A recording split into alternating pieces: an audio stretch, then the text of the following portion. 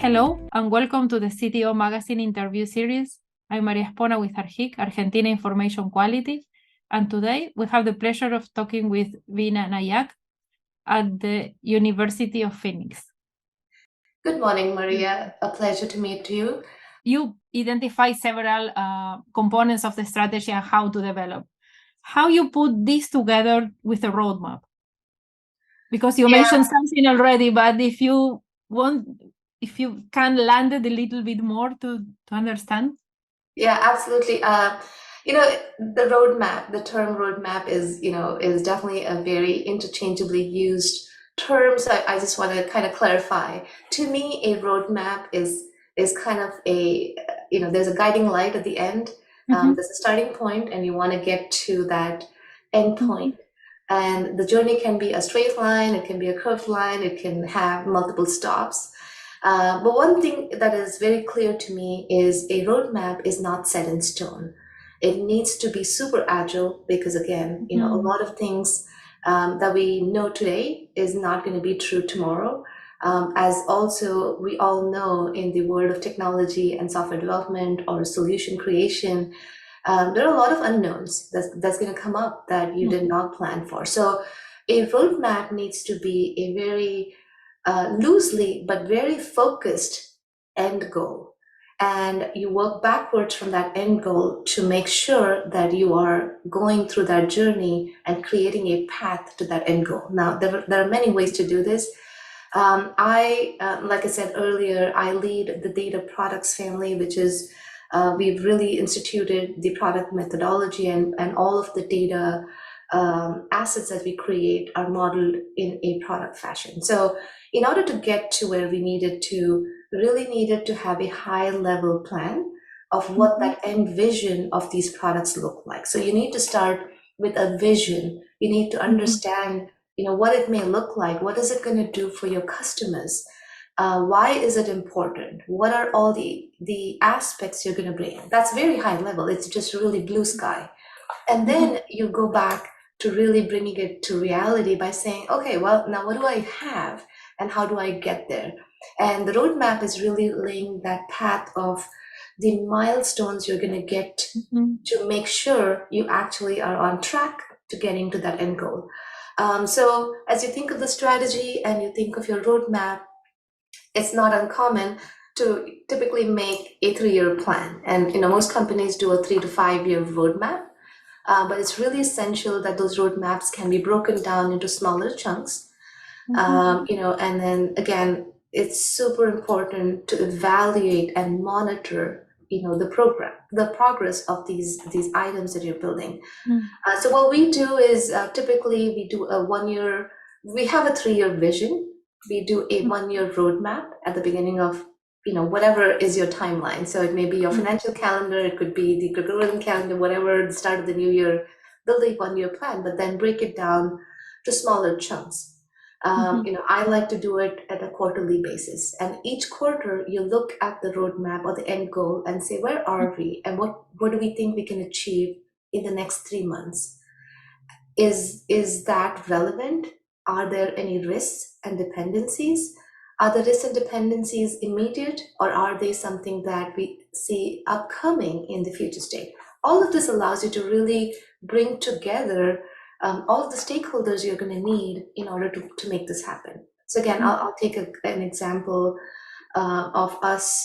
We're building a new product that we want to leverage data to personalize and nurture our students, for example. We're using a knowledge graph, and we're building the necessary APIs. Now, in order to do this, obviously, there's just a lot of other components. We need data from many different applications. We need an ability to integrate this to the system that our staff's going to use.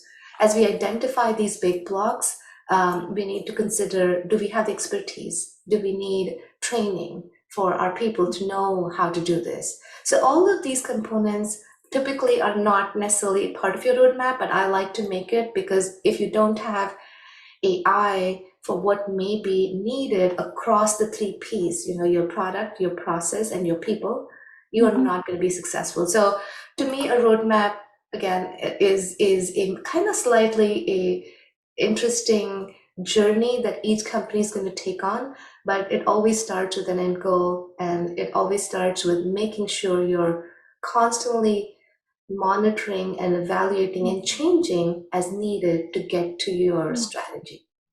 No, thank you. I like what you mentioned about the flexibility that the roadmap should have to adapt to the times, because many things can change, and we have this technology pace that is so fast that is affecting everything so you never know what will happen, and having a close monitor of what you are achieving and what you want to achieve, it allows you to keep on track somehow. I have another question about how you engage people on this journey. It's someone you should start to work with first with the leadership, and then check which capacities do you have in the company, or you approach all the main stakeholders together. Do you have any suggestion about this?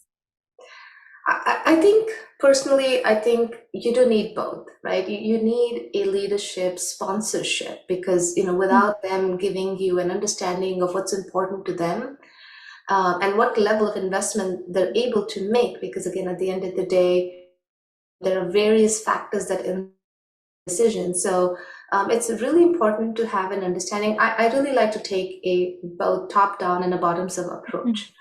So understanding from your senior leaders what's important to them, and then understanding from your team what's possible given what they know and what they have, and then making sure you're sharing the information on both sides, as in to your senior leadership. You've asked me to build a spaceship, but I only have the capacity to build a boat. What do you want me to do? Versus, your team saying that, well, I can only, build a road, but I really need, you to build the ramps. How are we going to get there? So again, the conversation needs to be on both sides. But as a leader, I think that, it's my job, to really convey to both the importance of getting to that goal. Really, again, if the senior leadership is unable to understand why they can't achieve what they envision as a possibility, it's my job to explain the level of investment needed, not only in terms of resources, but also in terms of upskilling your teams perhaps, or building the change management. Again, many a time senior leaders want AI and ML in everything. Well, can you really leverage that? Let's just be real about the use cases that really need it. So I really think that it's a harmony. It's, both of the leaders and the team members first understanding, why they need it now. There are many times we hear of, businesses wanting a specific data asset right now. But when you really dig deeper, you're like, no, you could do with this alternative, which is something I can build for you just now, and keep moving until we build this future state. So I think it's a combination. That's great. And it takes me directly to my next question, that is related to now we all are listening about the ChatGPT and how it is well used or not at the universities. And I think it's part of the example that you say that the leadership or some people wants to have the most technological in their organization, like AI or ML, as you said. But what do you think about this ChatGPT? Because it's something that the students can use, the professors too, and how you see it how it integrates into your strategy, because you must develop something to deal with it. Yes, you're right. And I'm sure all of us in the world of data, especially in the last few months, and because of the popularity of these new applications, ChatGPT and other, similar large language models that have really become popular, we're all being asked, how we can leverage that and what we need to do. To me personally, being a data geek and in the world of data, I'm very excited that people are beginning to recognize the potential of AI and ML. Again, we all know AI and ML have been around for years. I mean, it's been there for the longest time that I can think of. It's just not been something that's been well understood. So I think lately, with the popularity of some of these applications that are leveraging these models, I think it's come to the forefront that the potential of AI and ML to partner with humans to make the world, that much better for us is a possibility. Now, as we all know, with anything, especially with AI ML, but with anything, moderation, having the right level of ethics and responsibility is the only way you can make the best use of it. So there is always the ability for misuse of information. And AI, like we all know, is really just going to do what it's told to do and from the data that it has. So again, garbage in, garbage out. So we've got to be careful.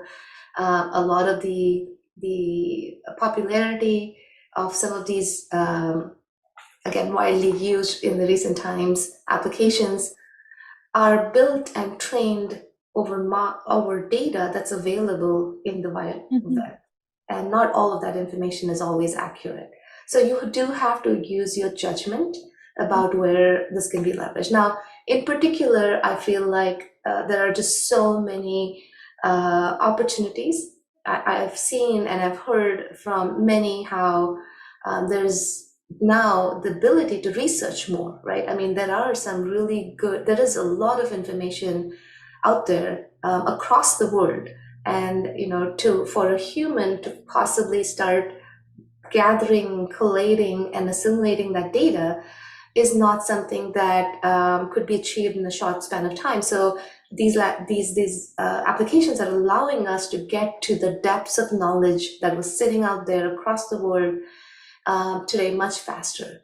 I truly believe in the world of education, making that available for our students. Many of our students, and again, at University of Phoenix, we serve a age group of students that are typically much older than our traditional students. What that means is they also have a lot more challenges in life. They have families, they have dependents, and so the time that they have perhaps to focus on their education is limited, which means the more the resources they have, like these applications, the better their process of education and learning can be. So again, I really think that there's a place for it in our world. There's a place for using it correctly, and there's a place for it being a partner to human intelligence. Wow, this is great. I never thought about what you say, how to use it for people that they don't have much time or resources to study in a different way. This is a great thing. We usually hear about more the problems, not quoting properly or other kind of things. So it's good that you are including it and that it's part of what we have been talking. It's something that arrives. It's from long time here, but now this application is there and the people can use. So the flexibility that we have been discussing, it's an example of this, I believe. And I have a final question, and it's about AI, how you see it, how you see the future in the next 5 years, how you see it growing, slowing down. I see it growing. I don't think there is any slowing down anytime soon in my mind. I think that we really just scratched the tip of the iceberg. It's been around for the longest time, but I think finally it's got some focus. And I truly believe, again, if used in the right way, if used with a lot of ethics and compliance, we can help solve many of the current problems or challenges, not problems. I would say the challenges that we have in the world today. I'm hoping, and again, my forecast or prediction is that we will soon see this AI and many of the next generation models that we're going to see coming up, because there's just, again, a lot of interest in developing more in the space. We will use it to solve world challenges, I hope. I really hope that we will leverage it more to solve our climate issues, sustainability issues. There's a lot of data that has been collected. We really need to make sure we partner it with the objectives. And I also see that while we've been using it over the years, predominantly in many of our customer experience, and in a way in healthcare, I do want to see it grow tremendously in the space of healthcare. I think there's a huge opportunity there. We all know, every single human is different, and the way we react to many of the ailments or diseases is an individual experience. So if we could collect that data and be proactive about our health, our nutrition, and help a lot of the people who are unaware, I think that the quality of life is going to get better. So really, again, focusing AI and leveraging it in healthcare, I think is going to be a huge benefit. And again, we use it today. I see that it's going to make more strides in the next few years. I also think that there is an opportunity in the domain of world politics. I think recently I've seen many news articles about the U.S. government using it in many places. We're trying to use it in many of our services, and many other countries are doing that. So as we come together as a global economy, I think really leveraging AI and our past experiences to help inform what we can do together, I think it will make the world a much better place. These are my hope about where, and my predictions about where we will leverage it the most. I mean, we'll continue to use it to personalize customer experiences, make our everyday processes like buying items, shopping, or some of the entertainment parts that we go to today. That's going to evolve as well. But to me, really the big benefit is going to be in these other areas that has a much more global impact. Thank you so much for your answer. It brings optimism for this time that we are going through wars, and the situation is so complicated after the pandemic, and you're bringing the idea of a brighter future ahead, and this is something so good, so needed in our time. So thank you so much for joining me today, and please visit cdomagazine.tech for additional interviews. Thank you. Thank you, Maria. It was a pleasure chatting with you, and I hope you have a good rest of the day. Thank you. You too.